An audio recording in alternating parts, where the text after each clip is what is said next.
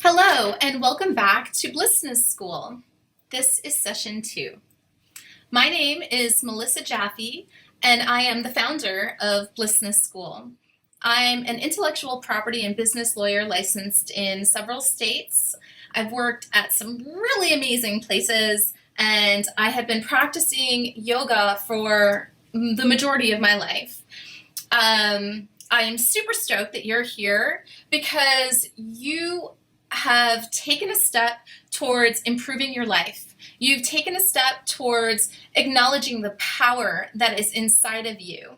And I am so proud of you for doing that. I wanted to invite you over to the Tao of Business Law, which is our new podcast up on iTunes. Please go like, subscribe, and share. And there we have interviews with incredible people, musicians, business owners, meditators, just amazing, amazing folks.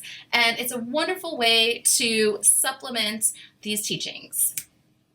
We're here in week 2, and we are going to talk this week all about the universal laws or energy.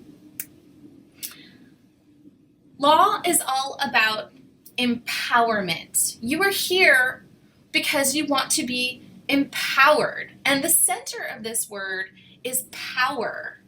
I'm here to encourage you to consider that power is a forward thrust, right? It is omnipresent everywhere you look. Things are changing and growing and moving. There's technology that's advancing our society, and you can even just see it in nature. There are, again, those natural cycles of things moving forward, changing, and growing, and you are exactly the same. In our culture, power tends to be considered something that can be power over. But no, let's start to think of this as power through. Again, that forward movement, breaking beyond the limitations that you may have had before. So you may have heard of something called the law of attraction. It's pretty hot right now. If you haven't, it's a concept that you attract what you think about. In other words, you create your own reality. Last week, we talked about how time is not linear, and last session, I should say, and we covered that idea of future think, right? Future memory. So you may have a desire or an impulse to create something that hasn't happened yet, and that's where oftentimes we can get stuck. Well, we're going to practice this week and learn different ways to understand that if you have an impulse, if you have a vision or an idea, and it lights you up, you get so excited about it just by thinking about it. It's meant for you. This is your birthright, your dharma, your karma. And so let's figure out how to make that reality. Law of attraction is kind of everywhere these days. These are some of the books that you can see, learning how to manifest your dreams, and so on and so forth. This has been really popularized by Esther and Jerry Hicks, also known as the teachings of Abraham. If you don't know what that is, you may want to go check it out. It's kind of cool. It's a different way of thinking of things, but it's not necessarily new. We have a central premise, and the central premise that I'm going to share with you right now is that we are all, you and me and everything else, it's just energy, right? And so our friend Albert Einstein famously said this quote, "Everything is energy, and that's all there is to it.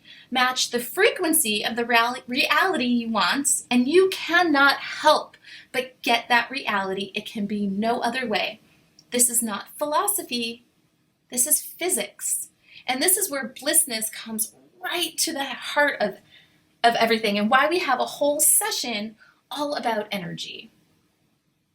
This frequency, I want to think about that for a second. So frequency can be thought of in decibels, it can be thought in sound and vibration, and that's one way to measure it, and even to visualize what is a frequency. You can imagine it kind of has a flow or an arc that's somewhat vertical.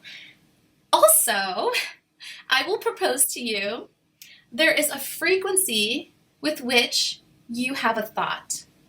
And I'm going to ask you this week in particular to start to track your own thought patterns. If there is something that you want to change in your life, think about how, or stay mindful of how often you think about it, the frequency. We talked last time about our stories, right? Our pre-recorded stories. Maybe these are things that really you never directly participated in. You didn't have a conscious role in participating in those stories. You may have inherited them from your parents or your culture or your schooling. Well, this course is going to invite you to change. So bring to mind something that you want to change, something that you want to bring about, something you want to manifest, and write it down. I'll give you a couple of seconds. Got it? Okay. Now think about what the opposing thought is, right? I'm not good enough. I don't have enough money. I don't know the right people. And just start to watch the frequency with which you have those two ideas. Let's open up the possibility that whatever lights you up is already yours, and allow there to be some magic, like we talked about last week, in you getting closer to that goal than you may have previously considered.